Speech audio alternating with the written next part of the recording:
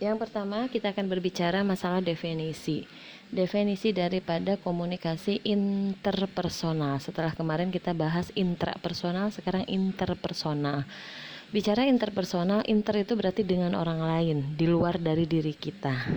Ya, kali ini kita akan membahas terkait dengan definisinya. Ada banyak definisi ya yang bisa dipakai untuk komunikasi interpersonal, di mana komunikasi interpersonal itu lebih kepada upaya melakukan komunikasi antar dua orang atau lebih, ya, dan orang tersebut saling berkegantungan satu sama dengan lainnya. Secara kesimpulannya, komunikasi interpersonal itu dianggap yang paling efektif, ya, dalam bisa mengubah sikap, perilaku ataupun pendapat seseorang karena ada sifat percakapan, ada interaksi antar satu dengan yang lainnya. Kalau kemarin bicara intrapersonal itu bicaranya hanya terhadap diri sendiri, ya, sehingga dianggap tidak cukup efektif, ya, apalagi kalau misalkan tidak bisa mengelola dengan baik.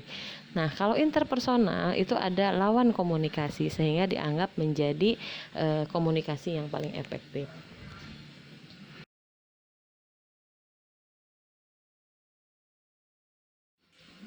Yang selanjutnya adalah tujuan daripada komunikasi interpersonal. Banyak ya tujuannya.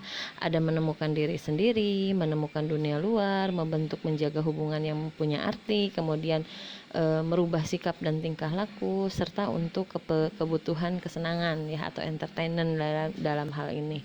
Jadi akan saya bahas satu persatu. Yang pertama adalah tujuan komunikasi interpersonal lebih menekankan kepada kemampuan diri kita untuk bisa menemukan diri sendiri.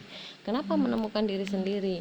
Terkadang kita dihadapkan pada situasi saya misalkan tidak cukup mengenali diri saya. Sebetulnya mestinya yang harus mengenali diri kita adalah kita sendiri gitu. Tetapi kadang-kadang kita membutuhkan orang lain untuk mampu bisa mengenali diri kita. Ini salah satu tujuan daripada komunikasi interpersonal, di mana kita bisa terlibat komunikasi dengan orang lain, ya, bisa mempelajari diri kita misalkan dengan cara, terutama untuk yang sudah mengenali kita, ya, yang sudah dekat dengan kita, apa kekurangan kita, apa kelebihan kita, bagaimana tentang diri saya. Terkadang kita juga mungkin harus bisa menggali dari orang lain. Begitu pula sebaliknya, kita pun akan semakin banyak memahami orang lain, perjalanan hidup orang lain, bagaimana orang lain bisa meraih pada capaian saat ini dan lain sebagainya. Termasuk, ya, komunikasi interpersonal ini bisa memberikan kesempatan kepada kita untuk bicara tentang apa yang kita sukai, mengenali diri kita, kemudian mengenali diri orang lain. Nah, ini adalah salah satu tujuan dari komunikasi interpersonal. Yang kedua, komunikasi interpersonal itu menemukan dunia luar, ya. Dunia luar ini lebih kepada banyaknya keragaman informasi. Biasanya anu kuuleun yang jarang berinteraksi dengan orang lain, jarang berkomunikasi, jarang mencari informasi. Nah, biasanya dia memiliki wawasan yang kurang luas gitu dibanding dengan mereka yang sering melakukan upaya kegiatan interpersonal dengan orang lain, membuka ruang untuk menambah wawasan dan lain sebagainya. Itu salah satu tujuan daripada komunikasi interpersonal. Kemudian yang ketiga, membentuk dan menjaga hubungan yang memiliki arti. Karena memang tadi interpersonal itu dia ada keterlibatan komunikasi dengan orang lain, sehingga ini adalah menjadi salah satu syarat pemenuhan kebutuhan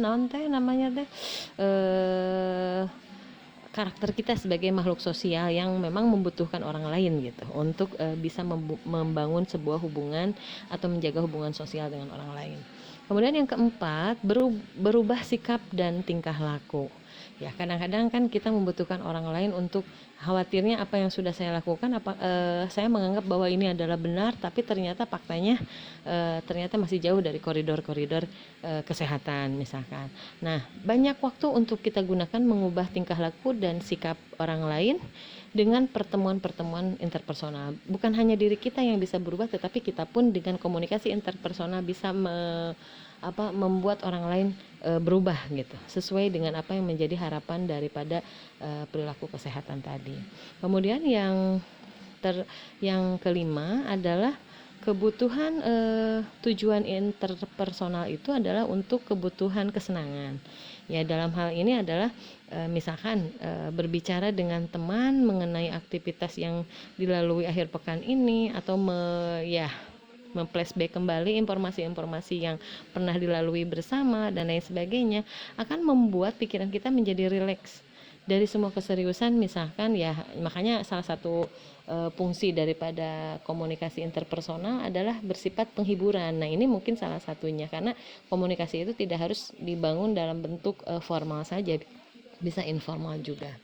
Kemudian yang keenam, tujuan daripada komunikasi interpersonal adalah bisa membantu orang lain ataupun diri kita sendiri. Bahkan di sini kaitannya dengan ahli psikolog ya, dalam terapi menggunakan komunikasi interpersonal dalam kegiatan profesi mereka gitu, supaya bisa berkonsultasi, bisa mencurahkan rasa yang dipendamnya dan lain sebagainya. Sehingganya ketika kita bisa berbagi cerita dengan orang lain akan mengurangi beban, meskipun tidak ada jaminan mendapatkan solusi ya, tetapi seenggaknya ketika dibicarakan itu menjadi salah satu unsur bahwa beban kita sudah sedikit berkurang. Syukur-syukur kita berkomunikasi dengan orang yang tepat, sehingga tidak hanya sekedar mencurahkan perasaan kita, tetapi bisa membantu menyelesaikan permasalahannya, seperti itu.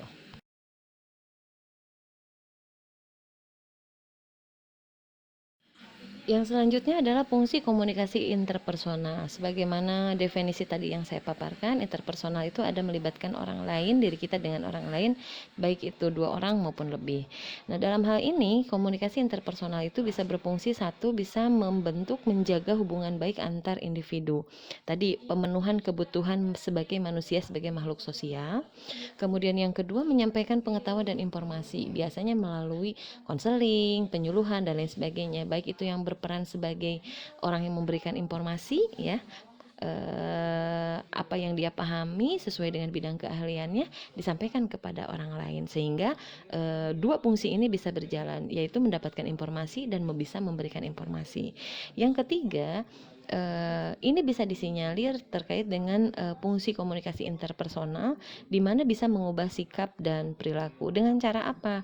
Menanamkan informasi-informasi yang positif terkait dengan perilaku hidup sehat dan bersih, sehingga nanti dari tahapan sasaran yang sudah mendapatkan informasi terkait dengan informasi kesehatan tadi, akan tertanam sikap positif seseorang untuk bisa diaplikasikan dalam sebuah perilaku. Kemudian yang keempat, fungsi interpersonal itu adalah mampu memecahkan masalah hubungan antar manusia itu sendiri. Yang tadi saya sampaikan, ada kaitannya, salah satu bentuk komunikasi interpersonal itu ada konseling, kemudian ada wawancara, ya kita gali dulu informasinya seperti apa, lalu diberikan solusi untuk bisa sebagai upaya pemecahan masalahnya.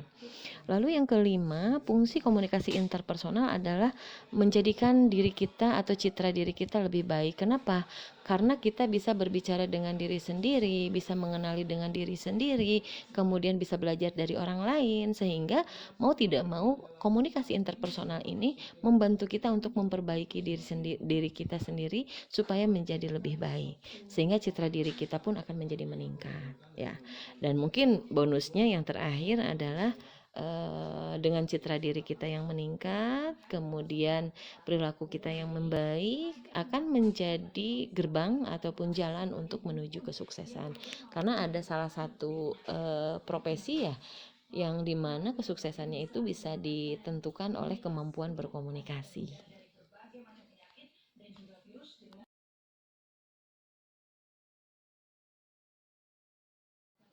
Yang selanjutnya adalah prinsip dalam komunikasi interpersonal. De Vito menyebutkan bahwa ada 7 prinsip dalam berkomunikasi interpersonal. Yang pertama adalah komunikasi interpersonal itu merupakan transaksional. Ketika bicara masalah transaksional berarti ada pertukaran. ya.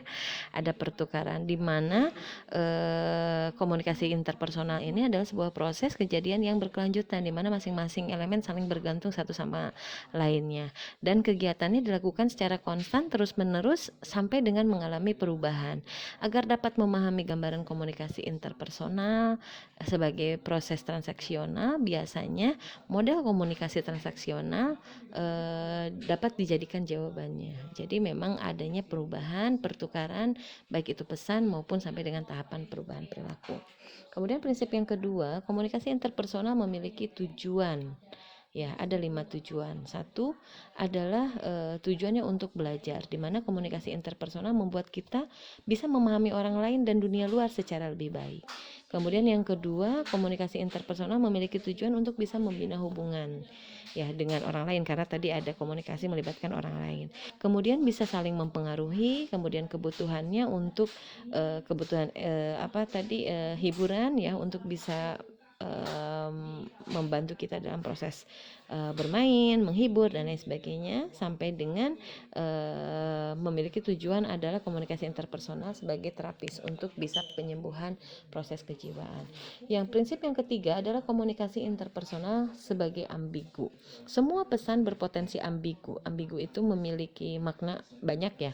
Masing-masing orang akan memberikan makna yang berbeda-beda, yang tidak sama gitu. Pesan yang tidak sama. Terdapat ambiguitas di dalam sebuah hubungan. Ya, makanya penting sekali untuk menyampaikan informasi lebih mendetail supaya pesan yang disampaikan itu bisa sama. Kemudian hubungan interpersonal dalam bentuk simetris dan komplementer. Nah, yang dimaksud dengan simetris dan komplementer adalah di mana komunikasi itu memiliki peran saling mengisi dan saling melengkapi antar satu dengan yang lainnya, seperti itu. Kemudian yang kelima adalah komunikasi interpersonal merujuk kepada isi dan hubungan di antara partisipan. Makanya nanti ada jenisnya ya. Jadi ada komunikasi interpersonal yang intim, apakah yang hanya sebatas percakapan sosial. Itu tergantung daripada isi dan kedekatan emosional antar si partisipan itu sendiri. Kemudian yang keenam, komunikasi interpersonal biasanya ditandai atau setiap orang memisahkan bagian komunikasi ke dalam stimulus rangsang respon terhadap perspektif dasar yang dimiliki oleh masing-masing partisipan. Jadi lebih kepada karena proses komunikasi itu adalah pelemparan simbol, tanda dan lain sebagainya. Kemudian yang ketujuh, komunikasi interpersonal tidak bisa dihindari. Ya, karena tadi kebutuhan kita sebagai manusia makhluk sosial yang membutuhkan orang lain, sehingga ingin berupaya untuk tidak berkomunikasi pun akan kesulitan karena kita memang makhluk sosial yang menggantungkan diri kepada orang lain. Kemudian komunikasi interpersonal tidak bisa diulang lagi. Ya, kadang-kadang kan ada komunikasi yang memang tidak bisa direncana, tidak bisa diulang, kemudian tidak bisa diubah. Makanya dalam berkomunikasi itu penting sekali untuk memikirkan apa yang mau disampaikan terlebih dahulu, sehingga tidak ada penyesalan setelah melakukan penyampaian tersebut. Makanya memang butuh direncanakan.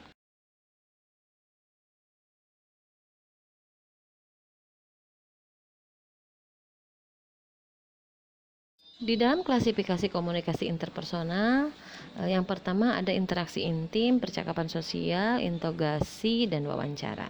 Baiklah, saya akan membahasnya satu persatu. Interaksi intim biasanya bentuk komunikasi interpersonal di antara orang yang sudah kita kenali, terutama yang mereka-mereka yang memiliki ikatan emosional yang kuat, misalkan anggota keluarga, kemudian orang teman baik kita, teman dekat kita, orang-orang yang bisa kita percaya.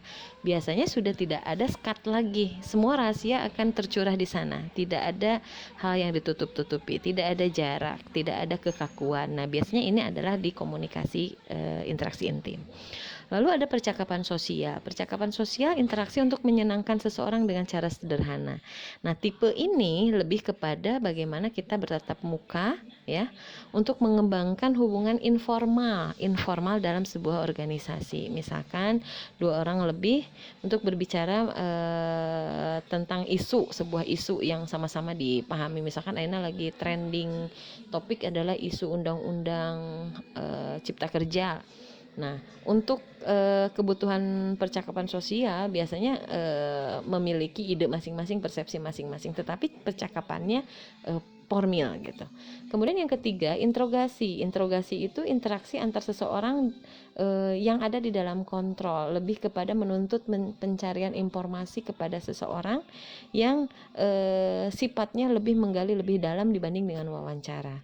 Kalau wawancara itu lebih kepada bentuk komunikasi di mana dua orang terlibat percakapan tanya jawab, ya terkonsep, ada panduan pertanyaannya, ada topik yang memang ingin diketahuinya. Kalau interogasi itu tekniknya lebih menekan, kemudian upaya penggaliannya lebih mendalam, ya seperti itu.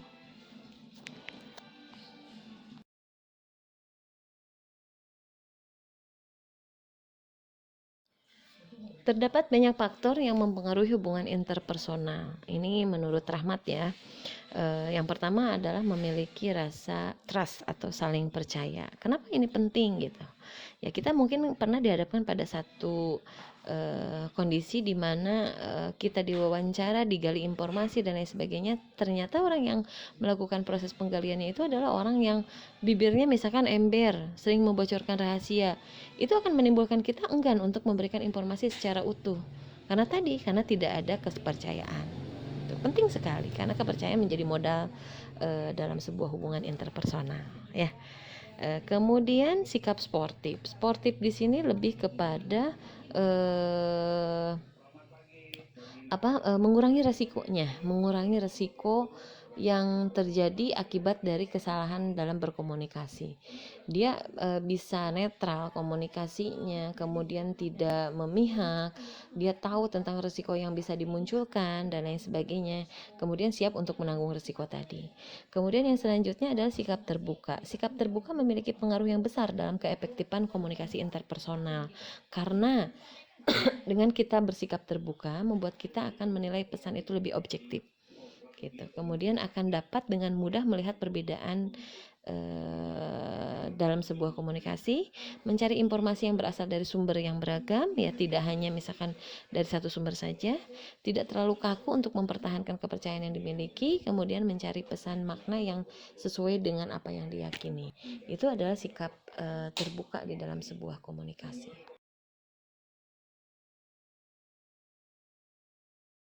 Yang selanjutnya adalah tahapan hubungan interpersonal. Menurut De Vito, ada beberapa tahapan. Yang pertama adalah kontak.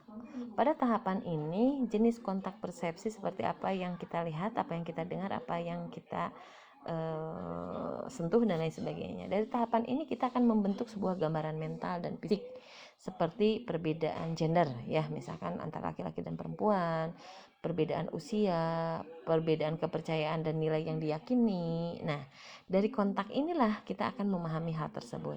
Setelah terjadi persepsi, kemudian dilanjutkan dengan kontak interaksional, yang biasanya pada tahapan ini dilakukan pertukaran informasi kepada mereka yang terlibat dalam proses komunikasi. Misalkan ya para peneliti itu berpendapat bahwa kontak inilah yang kita nantinya akan memutuskan apakah bisa melanjutkan hubungan atau tidak. Biasanya kesan pertamanya. Kemudian yang kedua adalah adanya keterlibatan. Pada tahapan keterlibatan hubungan, ya, di sini kita akan mencoba untuk belajar lebih banyak tentang orang lain. Dalam tahapan keterlibatan terhadap dua fase, ada menguji dan ada mengintensifkan. Fase menguji, kita ingin melihat apakah penilaian awal yang kita miliki terbukti beralasan atau tidak.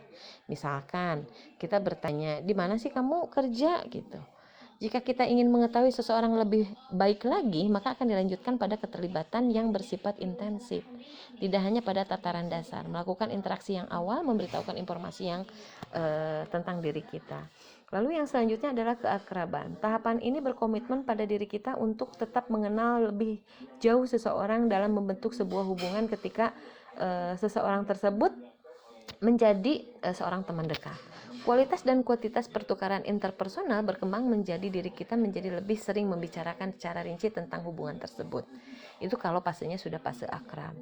Nah, selanjutnya kita akan saling berbagi jaringan sosial. Pada tahapan ini biasanya kepuasan hubungan juga bisa berkembang.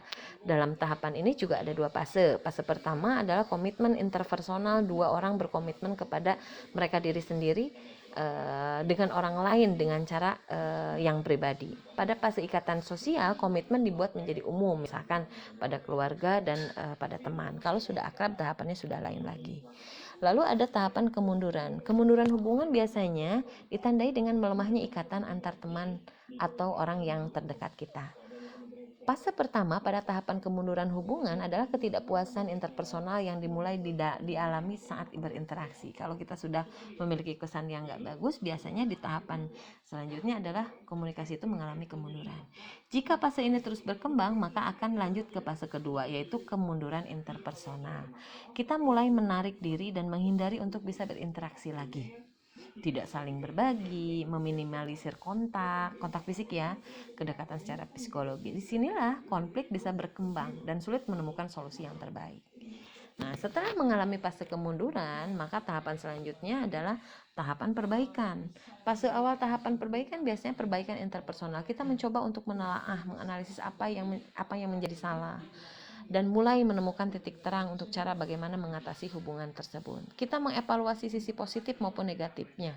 Andai kata hubungan yang akan diteruskan atau diakhiri lah, milihnya begitu. Putus ya atau lanjut gitu kan. Untuk memutuskan perbaikan hubungan, kita juga harus memasuki fase perbaikan interpersonal, berkomunikasi dengan pasangan mengenai apa yang kita lihat, apa yang kita lakukan, apa yang pasangan inginkan. Dalam tahapan ini terjadi sebuah negosiasi sesuai dengan lagu ya, mencoba bertahan ya atau melepaskan gitu kan. Jadi memang di tahapan ini adalah tahapan bergaining. Lalu tahapan ketika memburuk tahapan dalam komunikasi interpersonal biasanya terjadi putus hubungan.